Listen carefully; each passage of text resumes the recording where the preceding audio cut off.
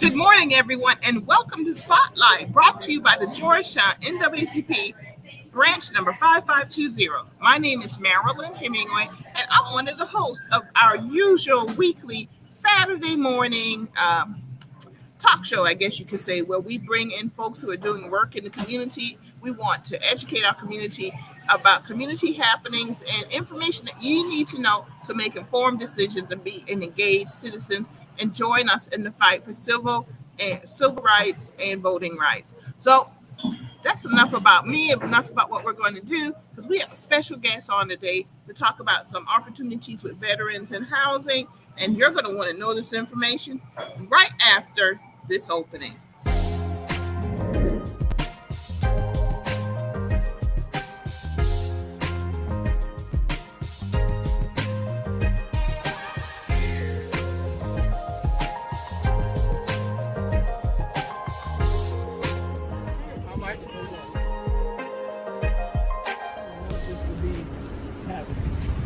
Heavenly Father, we ask you to put a hand of protection.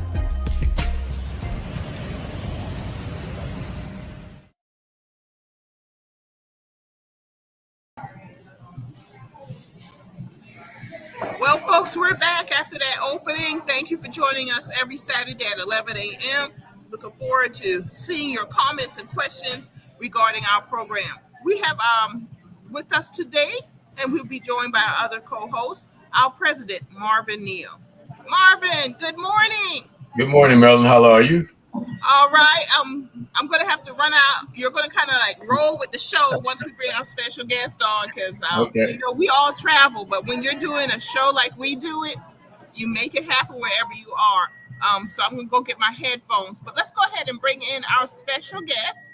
And this is Miss Erica Gearing from the Medical Foster Home Program Coordinator with the VA, and she's going to tell us about what she does and also why she's on our show tonight, because it's a special program that's happening, and we want people to know what a medical foster home is and what the community can do to be engaged with that program. Erica, welcome. Thank you for joining us this morning.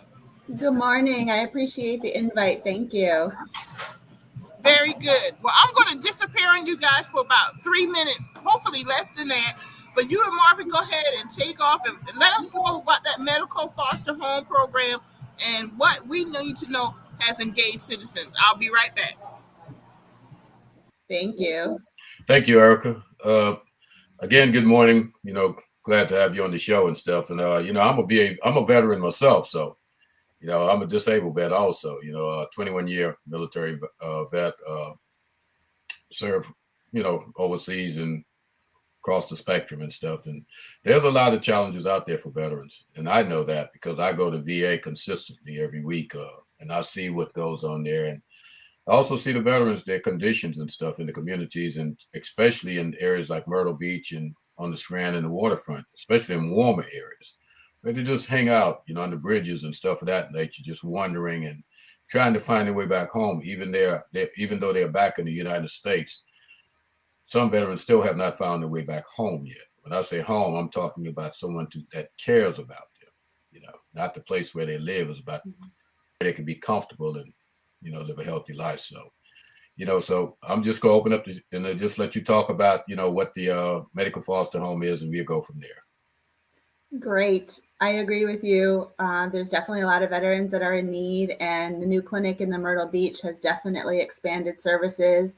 And medical foster home is just that, a way to help veterans find their way home. So the concept is not new, but it is new to the Conway, Myrtle Beach, and surrounding areas.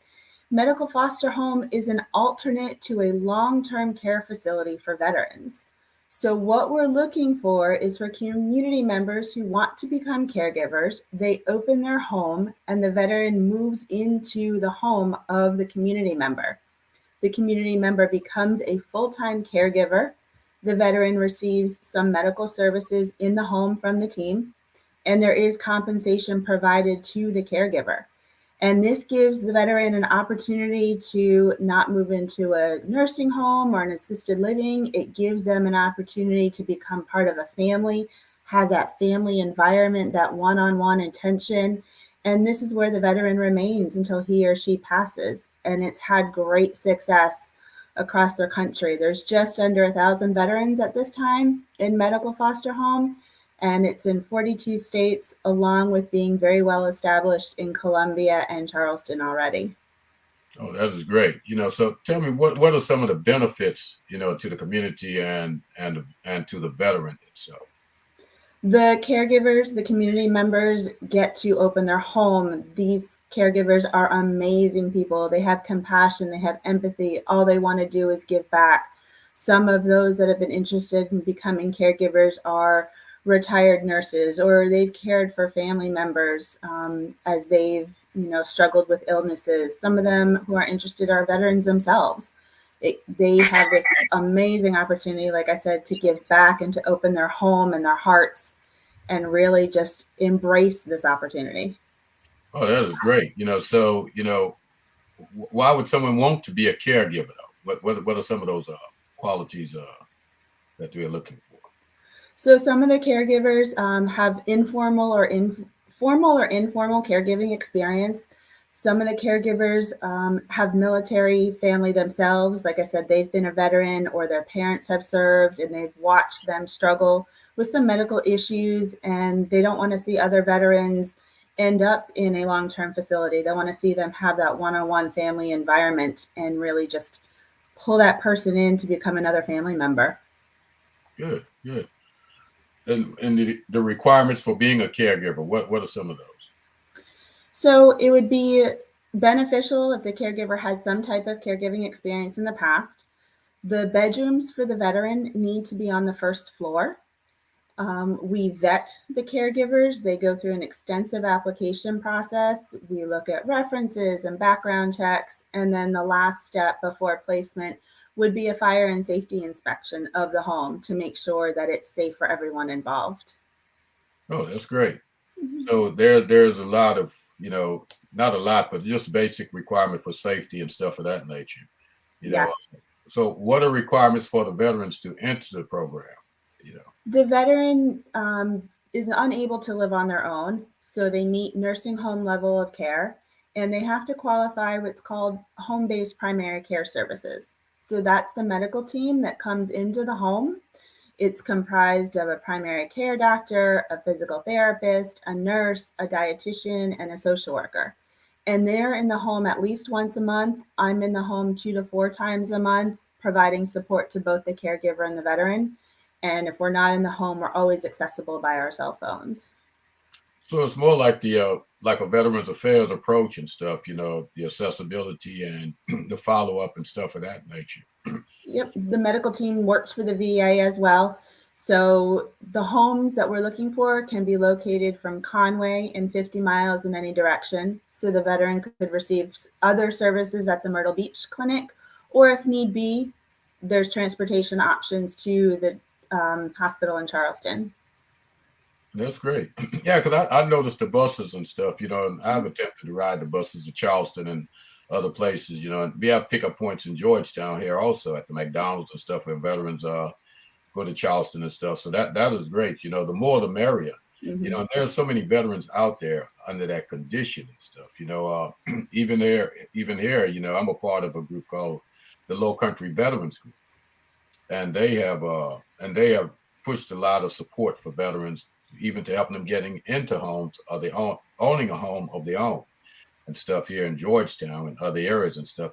They even furnishing their homes and helping them with care packages and stuff of that nature and stuff. So this a huge effort that they do in Georgetown here with the veterans group here and stuff, the Low Country Veterans Group. That's the one I'm a part of. So and I know the work that they do and stuff, not just the veterans, but the family of veterans also. They help support them in times of death and stuff of that nature and beyond, just making sure they are taken care of, that extra mile that no one else could reach them. But, veterans have a way of reaching people, that makes us veterans and stuff. Yeah. So who should a caregiver or veteran contact, and how do they get more information and stuff? Absolutely. So the number for the Conway Myrtle Beach expansion, that phone number is 843-637-6666. 7321. Okay. Yeah, that's a veteran just popped on there, Richie Hutchison. He's my cousin. He is in Florida right now and stuff. I spoke with him yesterday just on some caregiving issues and stuff. And that's what he's working on right now also. So awesome. Yeah, veterans are all over the place. It's just one of those things that makes us safe, and we can't forget them. No veterans left behind or no soldier left behind. The concept carries on.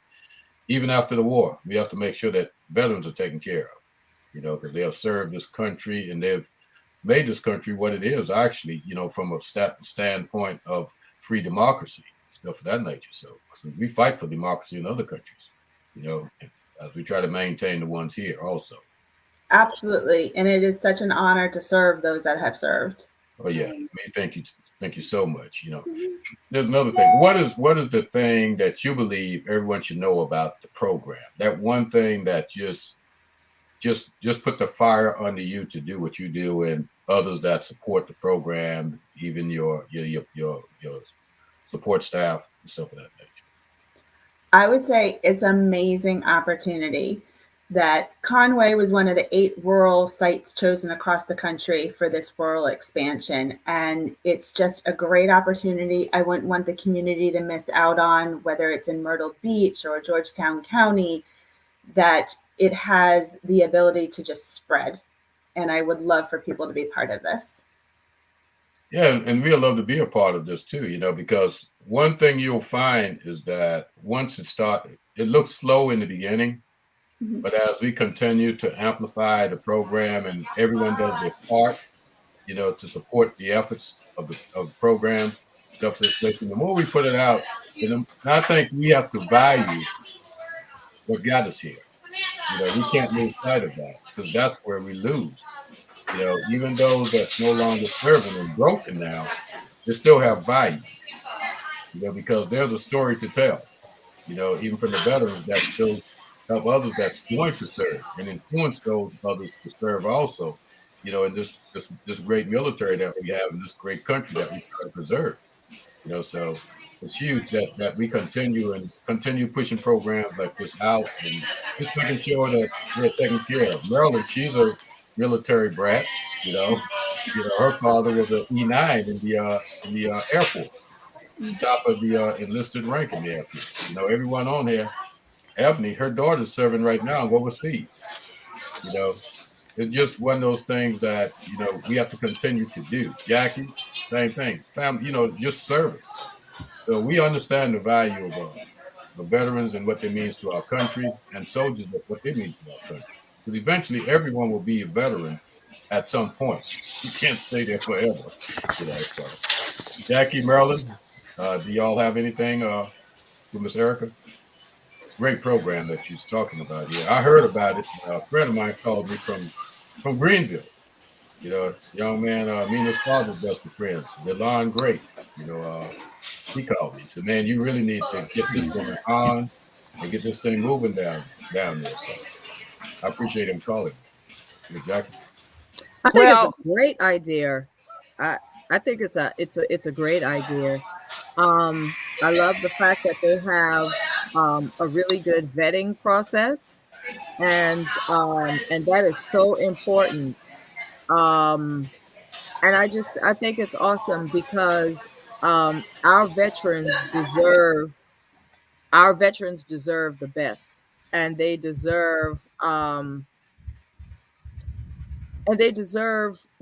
a comfortable environment to be in around people that want them there. I think that this is great for their healing process too.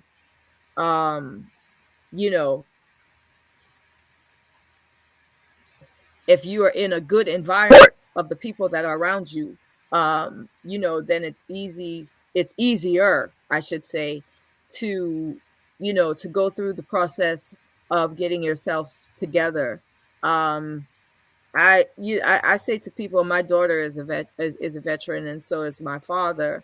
But I tell people all the time, I think we look for people that serve in the military. We look for them to come back home to us the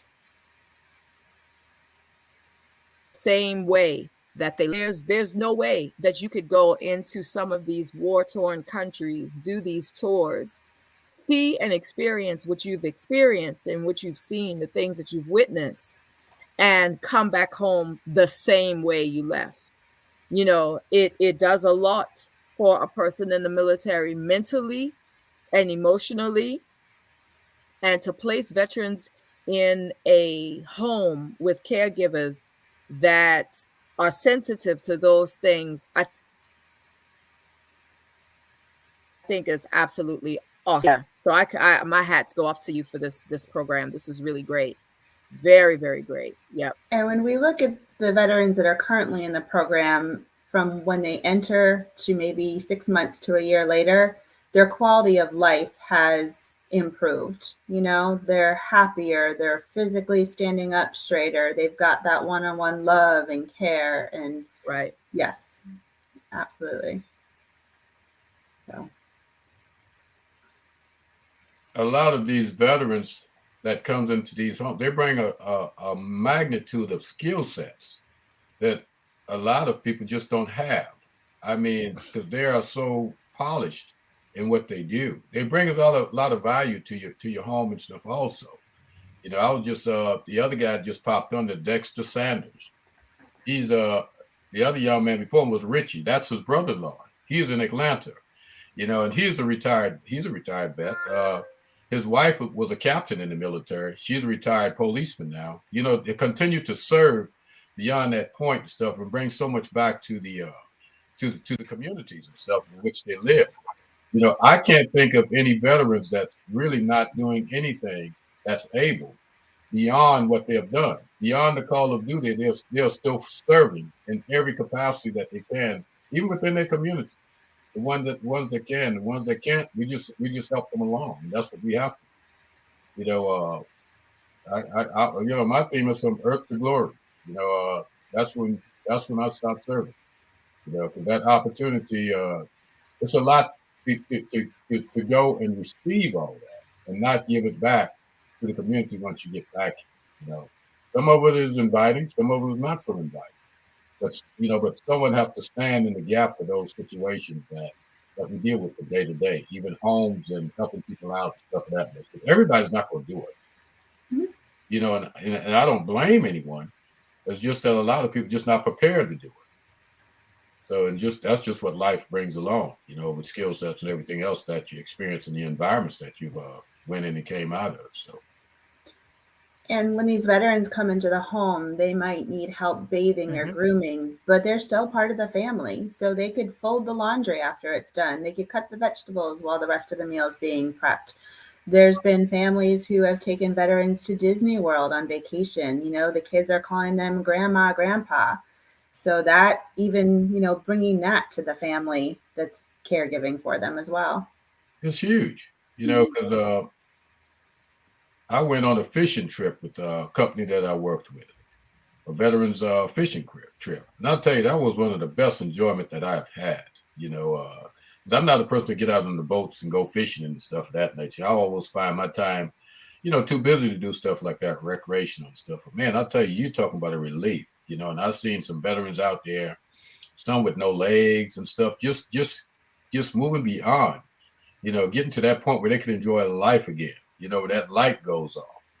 You know, I go into the VA clinic. I mean, they just so happy to be around that camaraderie and stuff, you know. And sometimes I sit in and talk about 30 minutes to an hour, even after I've been served, just talking to veterans, because they'll stop and they'll see you and they'll see your cap or where you've been. Everybody wear a cap to identify where they were, because it invites a conversation.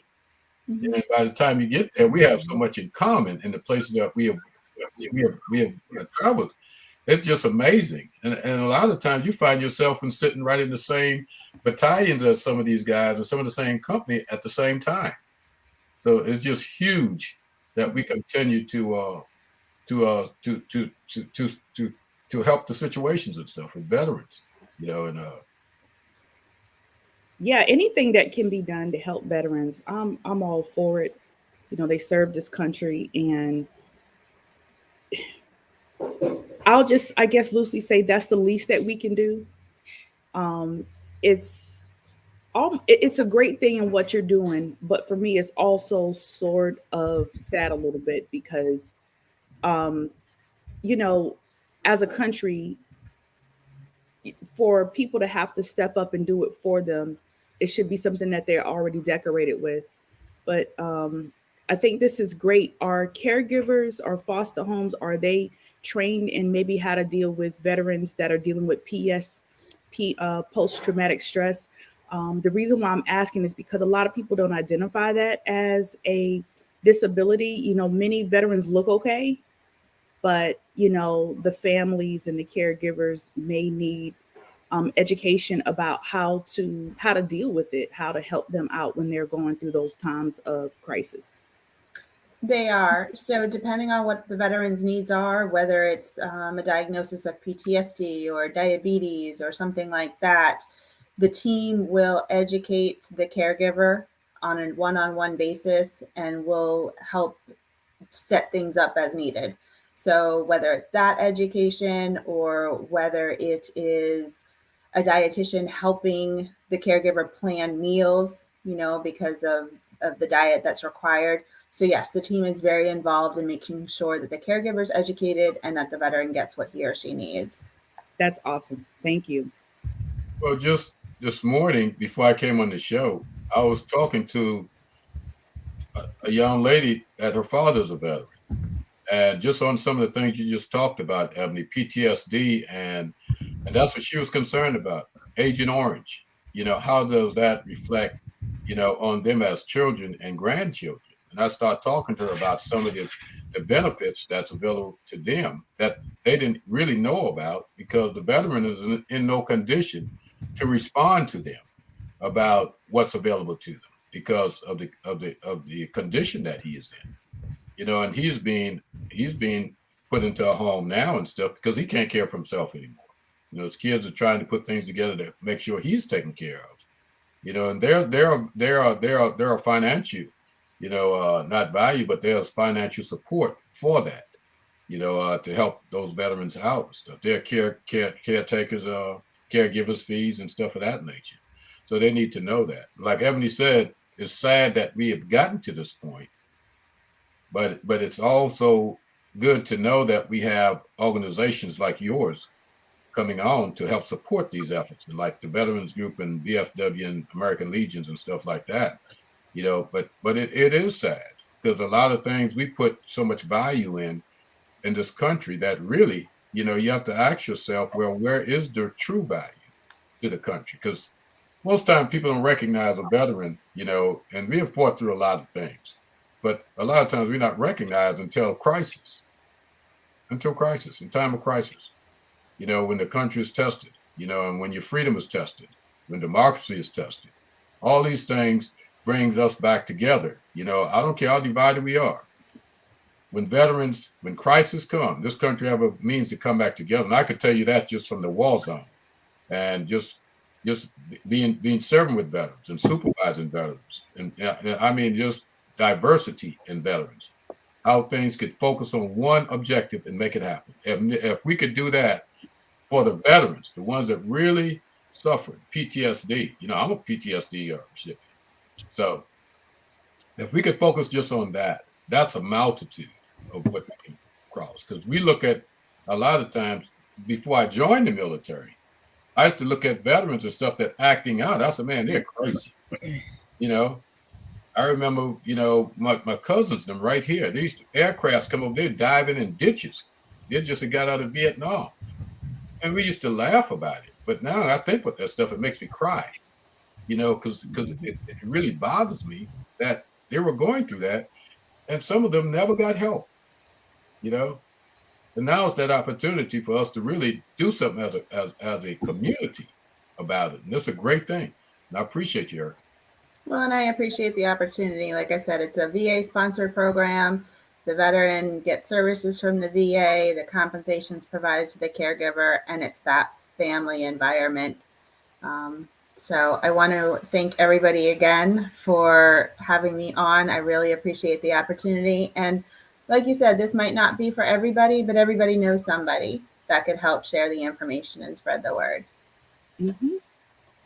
Yep. And if you choose to come back on the show, it's something else you want to talk about or push out there, you just need that boost. Hey, just give us a call. You have our numbers and stuff. So we're here to help and support. Now I'm here personally to help and support. So if you need me, you call me. You have my number. Thank you. I appreciate that, sir. Hey, thank you so much. All right. Have a great rest of the day. All right. Thank you. Thank you. Goodbye.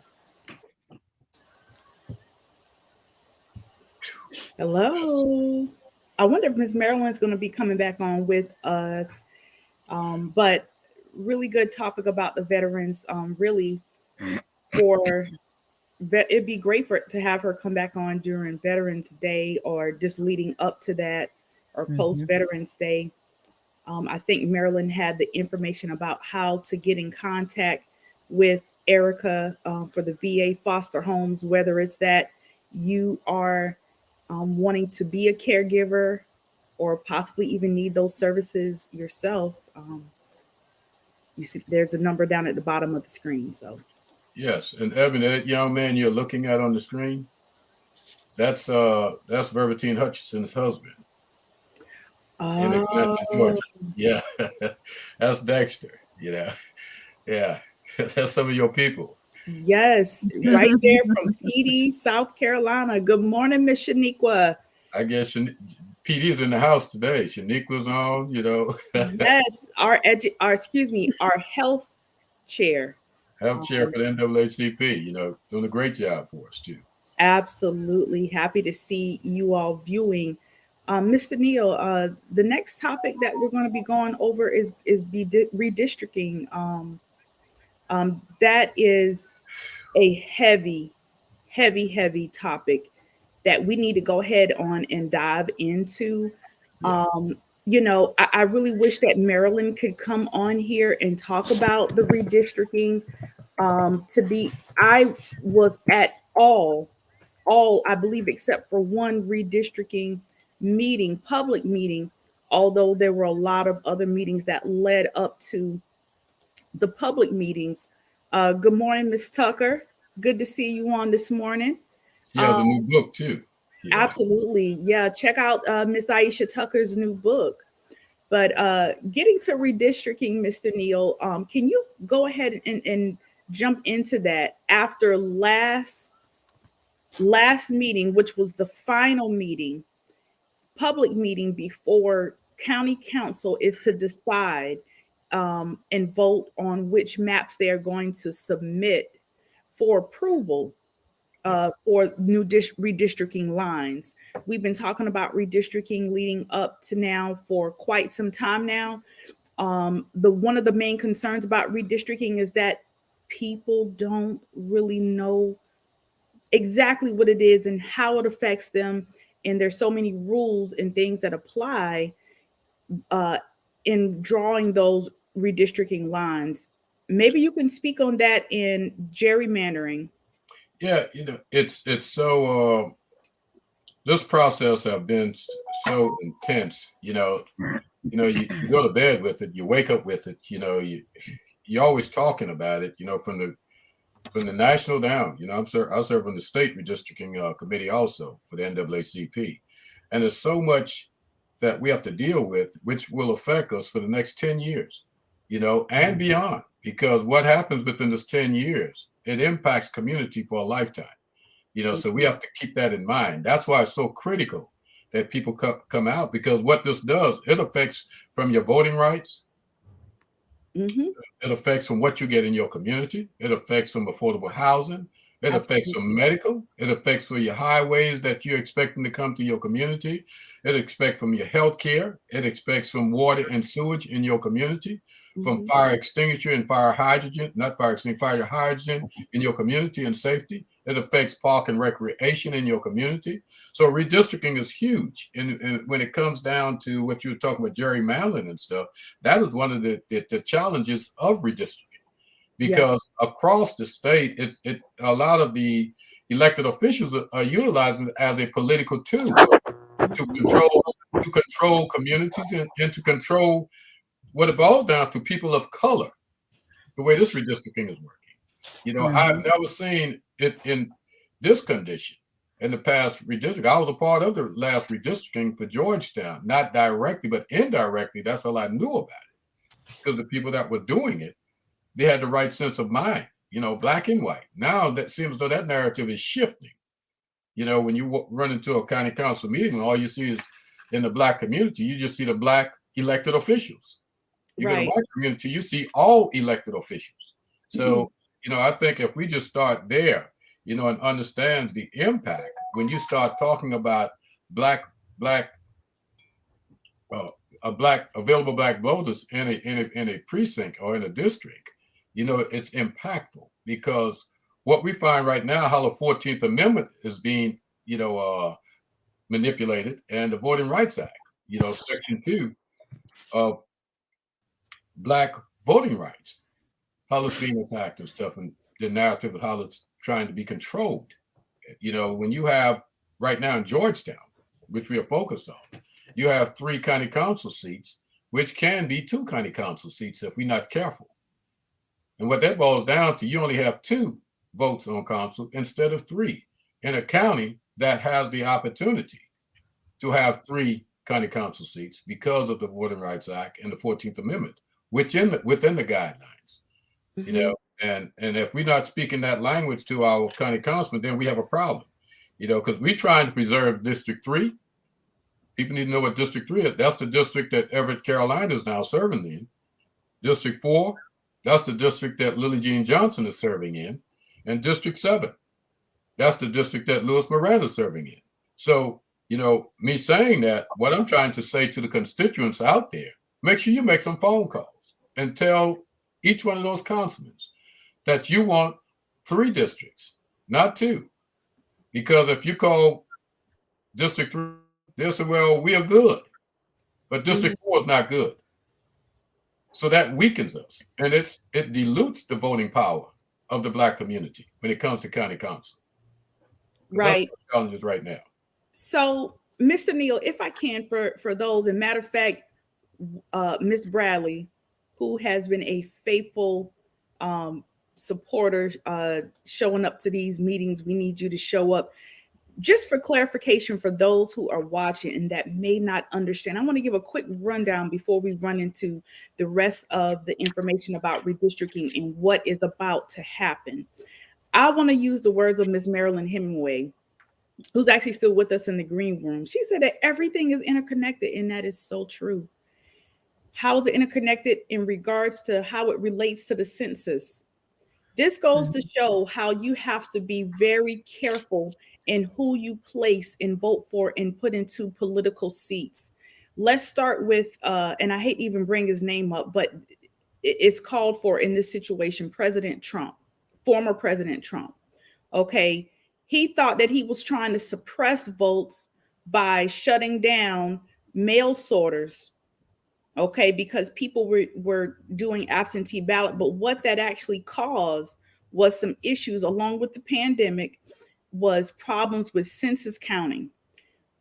Let's go back to census. Most people might not know what redistricting is, but then we kind of know what census is. This counting of heads is counting how many people live in a certain area.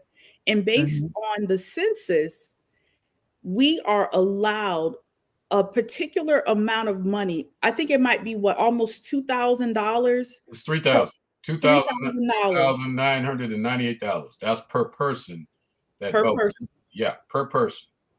Let's start there.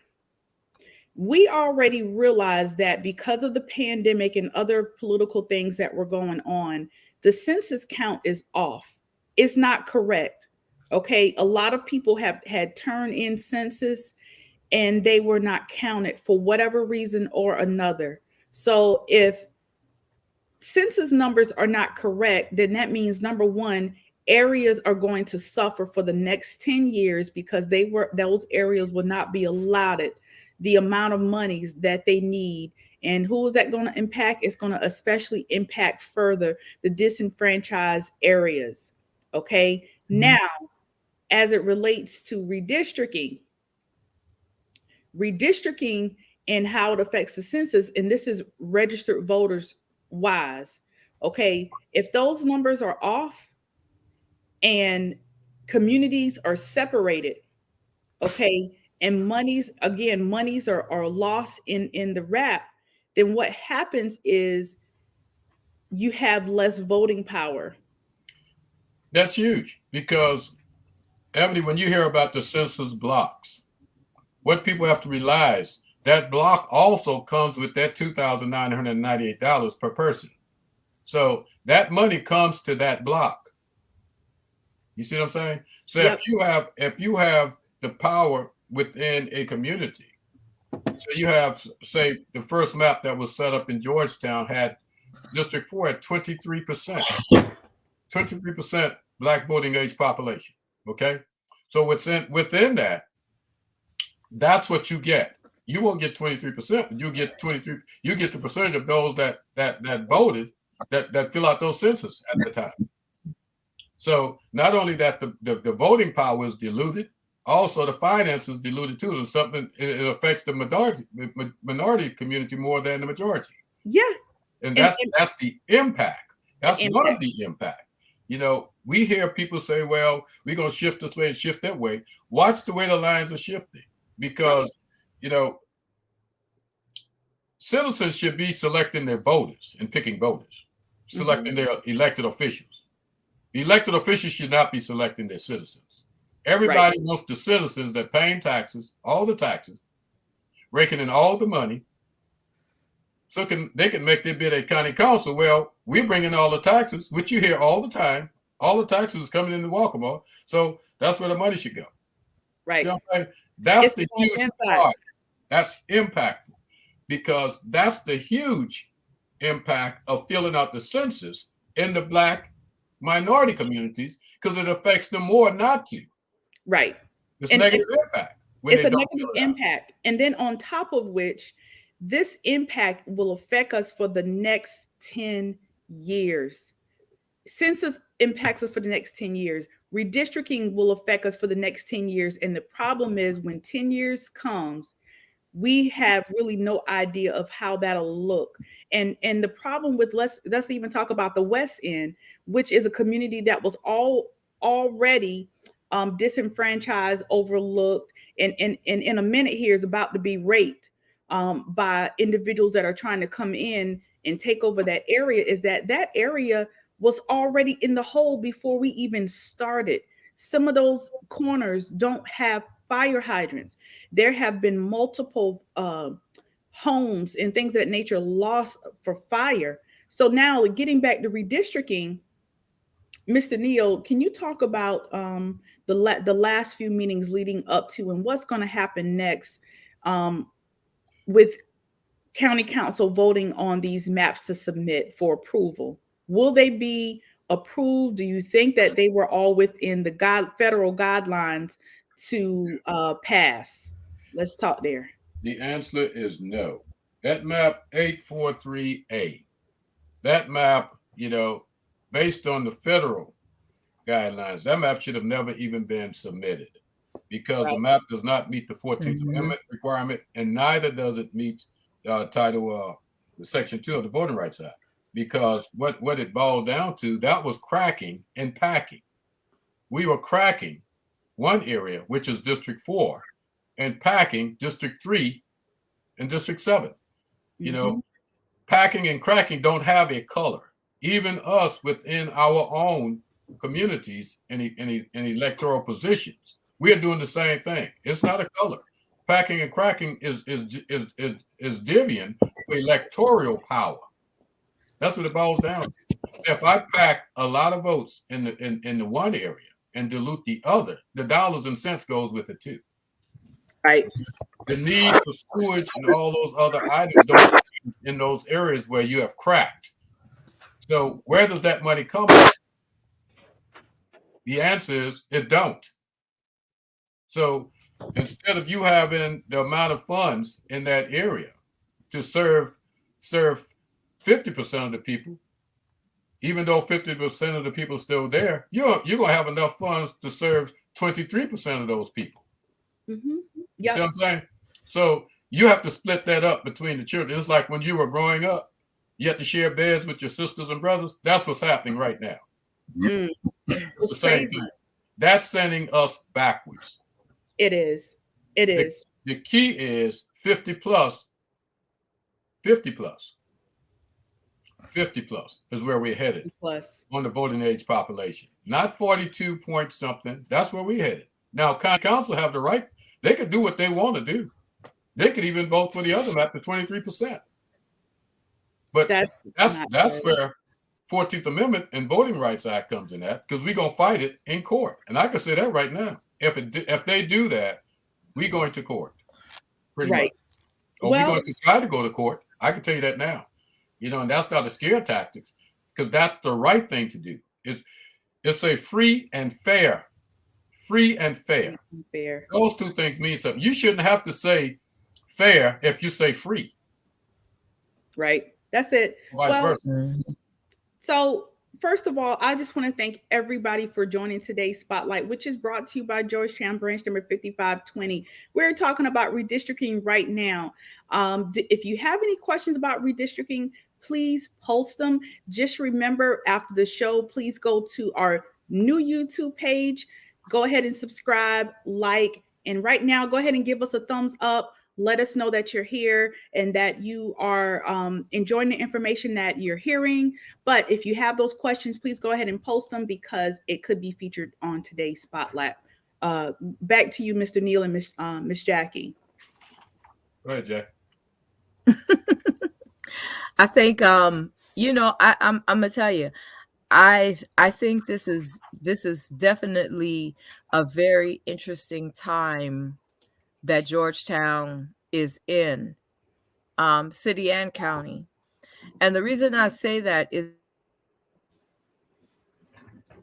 because we've since last year, and that is every move that's being made in Georgetown, city or county, is all steered in one direction. And that is the influx of this wealth. I think we might be having just a little bit of that and the displacement of the minority. The thing that is so disturbing is that the people that we have voted for county council has their hands in the pot, the cookie jar of what's actually happening. It makes me, in my mind, I keep asking the question, what's in it for you? There's nothing in it for us, clearly. Right. But what's in it for you? Like, how are you, how is this helping you? Because it's got to be, it's not helping us. Right. Even at 23%, even at 42%. When you look at voting blocks, census blocks, and who votes in the 42% in that particular district, 42% minority. Well, how many people out of that 42% actually is going to go to the polls to vote? So if we're going to be challenged to try to make up deficits by getting new voters registered and this, that, and the other, what do you think? What chance do you think we stand at 23%? None. At all. So much divisiveness in our government, local government here, and so much conflict. And I use the word conflict because there have been things that would have been good for our communities that even our very own, who was supposed to represent us, voted against. So we have a conflict along with the divisiveness that's going on. And really, it's like trying to push snowball uphill. It is. It's like trying to push a snowball uphill, and basically, it's kind of like, well, that's y'all job to try to figure out how you're going to get the snowball uphill. You know, what we're doing right now is putting the snowball in place for you guys to push it up the hill. And so my question to all of them is, but why would you do that to the people? Because it's all about people that you represent.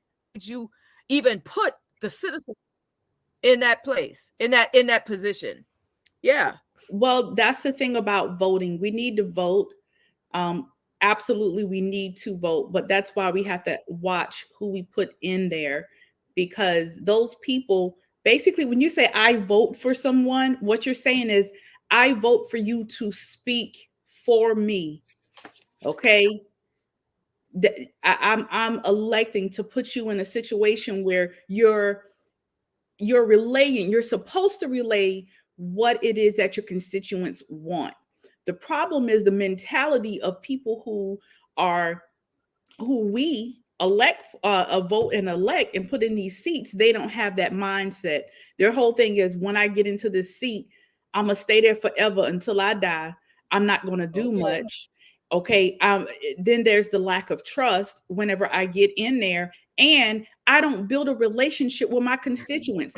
How can someone be a mouthpiece for a group of people when they don't have a relationship with them? That's the first thing. You never hear from them until it's time to vote again. And we as the people sit right there and vote for them again, instead of saying and analyzing and tracking what have they done so far. We need to stop that. Ms. Marilyn says that we need to vote and show up to meetings. Okay. And not only that, Ebony, when you look at the setup, and for minority seats to really do what they're doing in Georgetown, they're pretty much supporting the struck down of the shield, which was Section 5 of the Voting Rights Act. You know, because what Section 5 did, Section 5 gave the U.S. Attorney General or 3 federal judges had to send it to them before they could get cleared to approve any new law on voting rights. So what happened there, and it also covered the polling place changes and stuff of that nature, and candidates qualification and statewide local redistricting and voters qualification. That was struck down by President Trump candidacy to open up the opportunity for all these gerrymandering and everything that's going on, and all these states are setting their own laws and stuff now to vote and how you vote and by states. So it's all politically driven. It's political. So how do you have a free and fair election as Section 5 of the Voting Rights Act been struck down? Right. You see what I'm saying? That's and right. Section 2 was our protection. Yeah. Well, you know, it's amazing that you mentioned that, Mr. New, which is really a whole nother topic in terms of voting. As we talk about redistricting this morning, is that if voting is part of our constitutional right, why is it different in one area or one state from the next? If it's federal, in my mind, at least when it comes down to voting rights, should be the same across the board, no matter where you go. They're making it illegal, not making it, they have made it illegal. I think it was in Georgia. In the underserved areas, people have waited in line 6, 7, 8 hours, and they're saying nobody can bring them water. Nobody can bring them food. What kind of mess is that?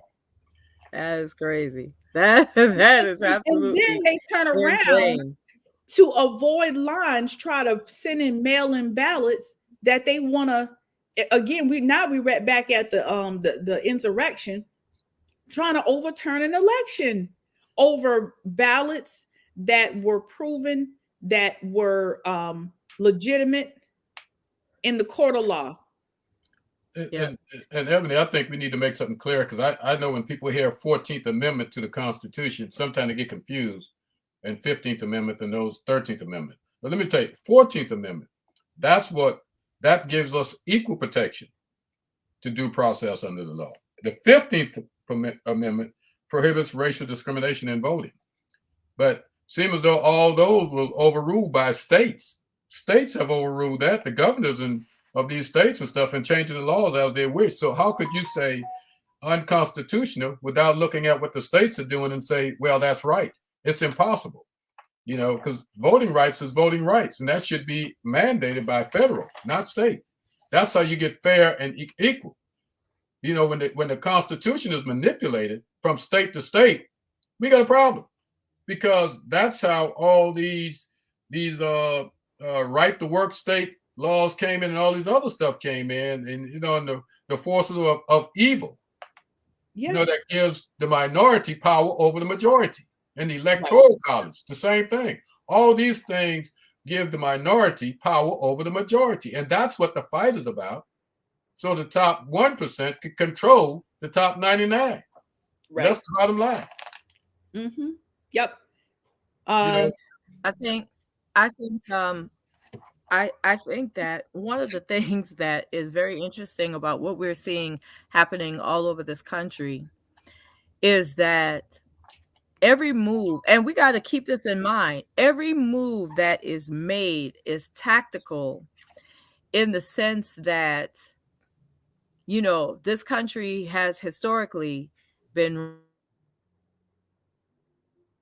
ran by white men in power.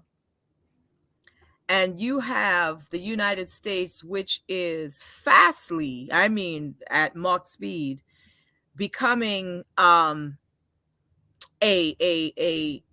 this brown country of brown people, melanated people, and people from all parts of the diaspora. And we see this country becoming a melting pot of brown. And so there's a power struggle to maintain and to keep power. So we have to understand, every move that's made comes back to that central idea of, we are losing power over what we, in our mind, feel that we have created, and by any means necessary, we have got to try to retain power. And so so it was very, if you were not on the Common Sense Economics workshop, it's very interesting to hear and to see how they structure within these big corporations and companies and funnel money into the political, system for the maintaining of power, and how it trickles all the way down into small communities like Georgetown,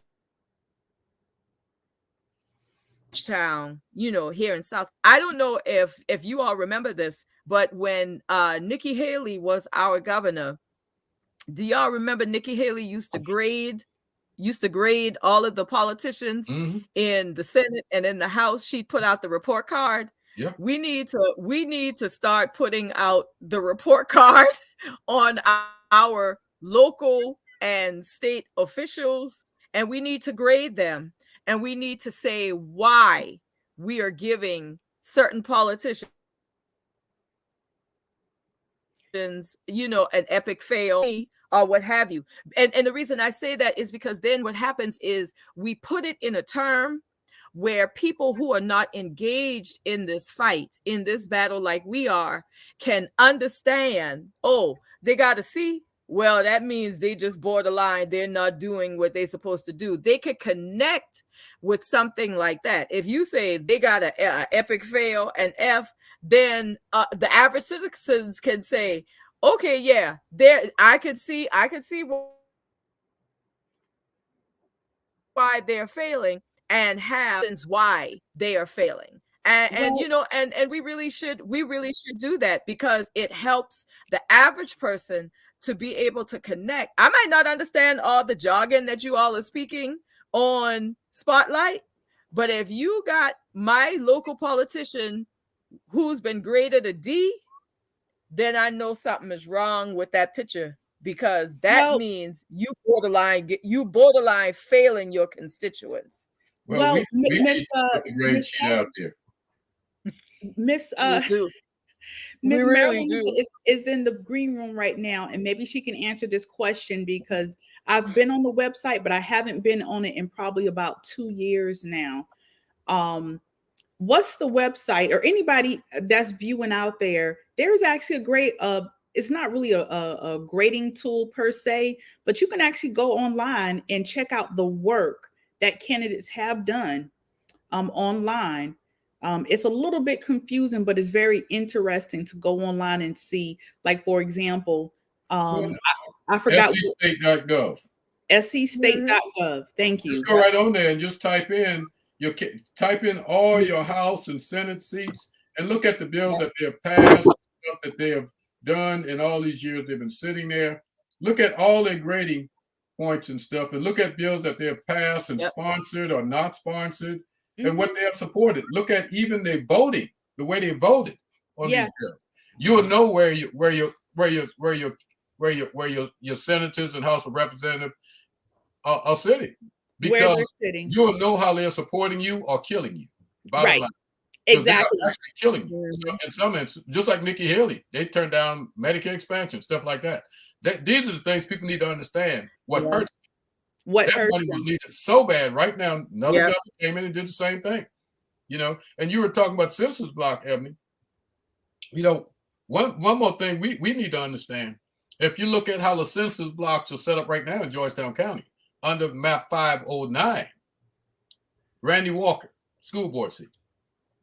Randy Walker could walk out his back door and walk into another district. Okay? Yeah. He's in District 4.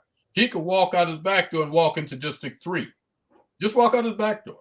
Take about 20 steps. But check out what happens there. This is the same. This is a district that's coming out of the Sampit and all those other areas down into the city of Georgetown. Okay? So what power does that give the city of Georgetown? None. Zero. They lose power. They lose voting power. That's a census block that was taken away from them for whatever purpose. And we have to be careful with that, because that's the same representative that killed the housing project. So how are they going to help housing on the west end of Georgetown? See, that's what we have to dig a little deep into this thing, see why certain things are happening in our community, because of the mindset of the politician. You know, you have to have somebody that thinks not like you, but understand you and understand where you are. Some of these politicians don't even understand where the people are, because they're so caught up into themselves and about what they want for the community, and not talking what the community needs to survive and thrive. The bottom line, because that's our challenges right now. Finding politicians that cares about the people. And when they care about it, they will get out there and campaign with the people. If they don't want to talk to the people, yes, you'll put out there, you know, give me a 70% Black voting age population, 60% and all this other stuff, and go ahead and wipe out District 4. But what does that do? That's just like sending the fox into the chicken house. You got feathers hanging out. I don't eat chicken. Yeah. Yes, absolutely. Okay? So I want everyone, if you have any questions about redistricting, and it comes down to Georgetown, please, if you don't know the website, just go to Google, type in Georgetown, South Carolina redistricting. And on the first tab, here's what you get. You're going to get information about, you can check your voters registration. You can, now keep in mind, your voting poll may change depending upon which map they choose. So before you vote, go and find out in the future, once it's all solidified there, what's your voting location. You can find your representative all of these different things, you got to go on. You can get information about redistricting here. They actually give an explanation about redistricting. And over here, they have helpful documents. You can look at the different maps here. 509, map 1777, 843, 843A, and including the meeting presentation that they did during these meetings. So just keep in mind, if you have any questions about that, go to the website for those who are able to do that. Ebony, there's one map missing from up there. The NAACP map. The NAACP map. Wow, ain't that something? They don't. You know, and the only map that's being presented anyhow. I think, to me, honestly, you guys, for me, I think I'm sorry, Marvin, because we're kind of skipping, you know, in and out. But to me, I think that speaks volumes about our representatives. And to me, that was a blatant disrespect for the NAACP as a local, on the local level, as well as nationally, for the NAACP to produce a map that is within all of the guidelines and regulations and stipulations that they use for redistricting, and the fact that we cannot even get a simple answer as to why this map is not even being considered. Notice, every time we ask the question, it's like, okay, we acknowledge that y'all asking the question, but we're not going to answer that question to say, this is exactly why we cannot use this map. It's almost like the elephant in the room. And the fact that for them to not even show the map, consider, to me, is very disrespectful. It's extremely disrespectful, and it flies in the face of not only the NAACP, but it flies in the face of the community. It does, and that's sad. That's really sad. It really is sad. And the thing about it is, it's disrespectful in light of the meetings that have been happening, have been directly trying to figure out the fate of the minority community. Why would you not introduce a map by the constituents, by the minority constituents, the people who this thing is going to affect the greatest? Yeah. Okay, so we're right back to, we've got folks who are sitting in this seat that don't care about what the constituents think or feel. They wouldn't even consider the map by the people who they're serving. Yeah, and not only that, Ebony, you know, we represent the minority and the disenfranchised. So everybody's voice should be up in order. And if the NAACP map is not the map that the people don't want, let the people say so. Yeah. Let them say so. They can't do that if they can't ever see the map. I know. I keep asking, but the only answer I can get, well, this is what county council chose. See, that's the problem again. County council chose the map. Right. And so we literally just had the map up here, Mr. Neal, and it talked about how they wanted 2 super majority, minority. And Miss Marilyn said it the best. If we cannot get city council to pass anything with 3 minority seats, how in the world do you think we're going to get anything passed with 2? It's not going to happen. That's a retarded way of even thinking. I'm gonna just say it's a retarded way of thinking. I'm not even going to retract that. Yeah. And on top of that, Ms. Marilyn brought up another good point. She states they built a tiny home in the West End. Think about this. Now, we already know the West End has many disenfranchised folks, mostly underserved. They built a tiny home that is worth 6 figures. But we got Black politicians and community leaders that think the West End won't be gentrified. It's all start with one house. And I seen that little tiny house. I went online to see how much the house is worth. They selling that house for almost $200,000 in the West End. In front of a tiny home. Yeah. And the CARES Act opened the door. That's crazy. The CARES Act opened the door to even help get the West End back where it needs to be at. But the money was shifted somewhere else, consistently to library projects and stuff like that. Library could write their own grants. Yeah, I love the library, but what good is the library going to be over here, and you don't even have broadband on the other end. You don't have fire hydrants parking lot. All this foolish stuff they got going there and stuff. Come on, let's get real about this thing. And the thing is, the money went to a library, and outside of the district that they serve in. Right. You see what I'm saying? So and meanwhile, Boston don't have enough fire hydrants. Yeah, you got people in White Beach and all those areas. The children, 5-year-old hip boots, 5-year-old ankle boots to get through the water, but we giving money to the library from flooding. Okay, and brought the basket of boots to the county council and say this is a problem in the West End. Children have to put on jump boots to get to the bus, then take the boots off, then put their shoes on to go to school. So what greater picture do you need? Right. And this came from a historian, Morehouse graduate.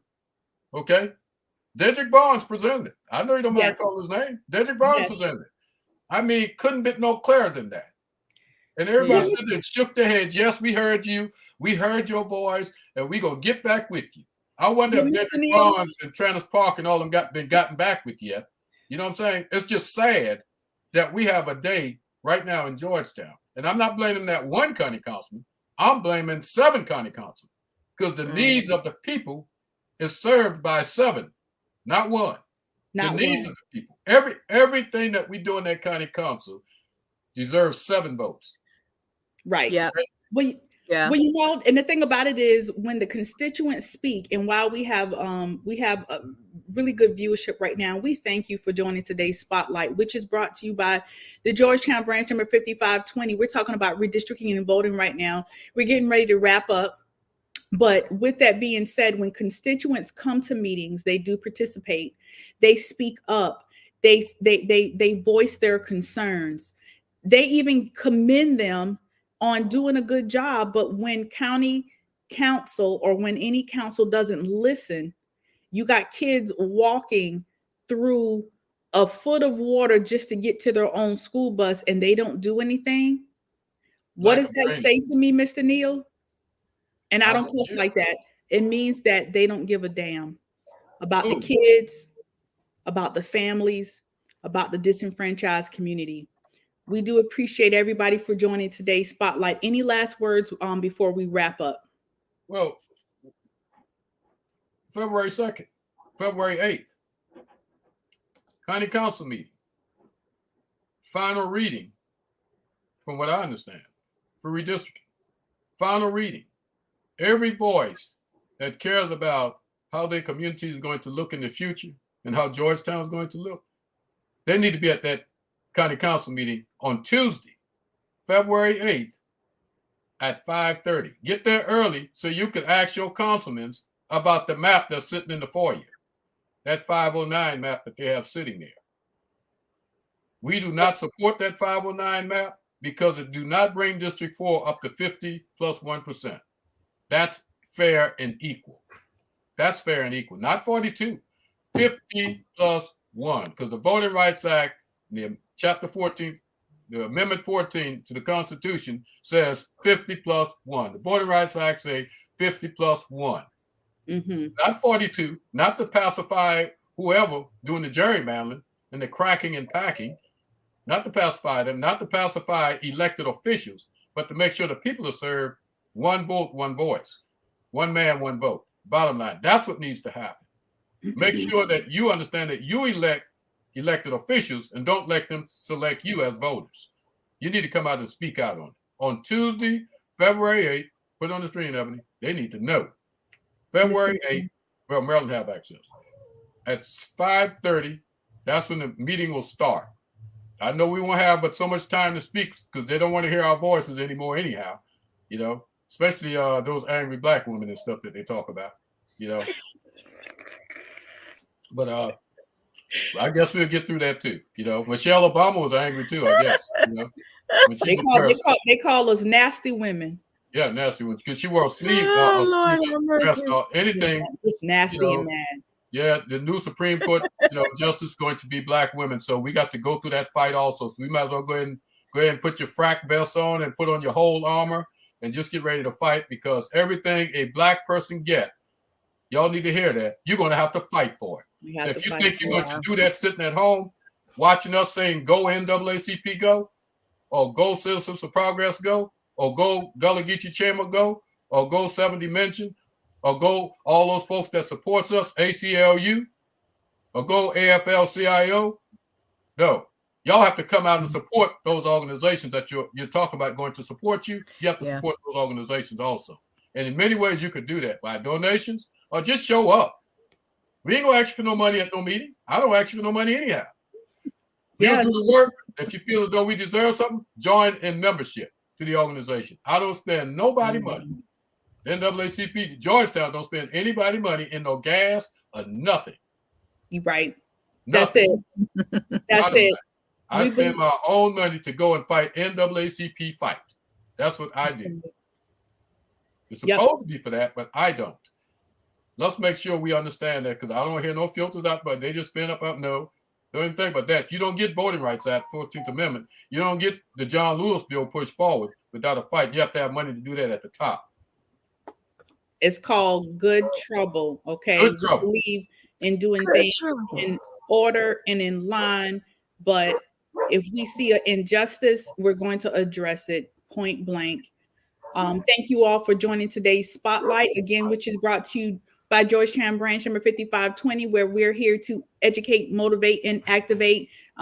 Here with our president, Mr. Marvin Neal, our communication chair, Ms. Jackie Williams, and of course, in the background is Miss Marilyn Hemingway doing her thing, drinking some chai tea. Please be with us next Saturday. We're here every Saturday at 11 o'clock. If you ever need to reach out to us, please go to our website. Again, check out our YouTube page. Go ahead and subscribe and hit the bell notification so that you'll know whenever new content is going to be coming out. Thank you again and have a great week. Hey, Ebony, there's one more thing. All these folks that's calling my people in the community and tell them they are right about the map that they're trying to present, these elected officials, tell them quit talking to my cousins, because they're calling me and letting me know. They need to stop. Tell them to stop doing that. Tell them to just stop it. You remember? You better stop. They're calling my cousins. I got cousins all over the place now. Choppy, Plantersville, Browns Ferry, Wow. Santee, all of my family. We got off the same ship, remember? Marvin say we got off the same ship. Thank you. I know we're getting ready to close, but Ebony, I do want to say this real quick. I am asking everybody, wherever you are and whoever's listening, and please spread the word. If you can about Black women, pray for us in this season, because it would be very wrong of us to think that as Joe Biden, our president, postures himself to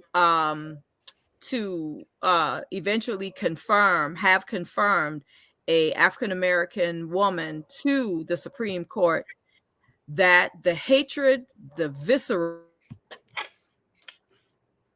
the anger, the trickle down, whatever they may feel towards her, we as Black women, we're going to feel that as well, because that's how hatred attacks. So pray for us, because she's going to go through the process, but you could rest assured that we as Black women are going to go and feel the effects of her going through the process. So y'all keep us lifted up in prayer. Do not be surprised what you see and what you hear on the news as this process ensues to try to seat a Black woman. Don't be shocked at the level of hatred that's going to be magnified towards Black women. So please keep all of us lifted up in your prayers. Thank you so much. And we praying for you every day, Jackie, and the Black women of America, especially those that's going into positions that help move this country forward, because without Black women, this country won't be moving forward, period. It wouldn't even been moved forward. You know, without Harriet Tubman, you know, pulling a gun on some of us, Black men, we've still been sitting back in slavery. She had to pull a gun on us to tell us to run. Get on out of here. You know, it's sad. But we're going to disenfranchise Black women. My mother was a strong Black woman. Bottom line. You know, and what really gets me is that a lot of these old politicians that are still in some of these seats were breastfed by Black women. Shots fired. They still living off of the nourishment of a Black woman. It's in the cells, it's in the blood. Half of America was raised I felt that one. up by Black women. Check your DNA. Don't forget it. Have a good day. Check the Dana. I tell you, it's a little Black in all of us. You have to check out your Blackness. Amen. Amen. Jackie, you need to learn to behave.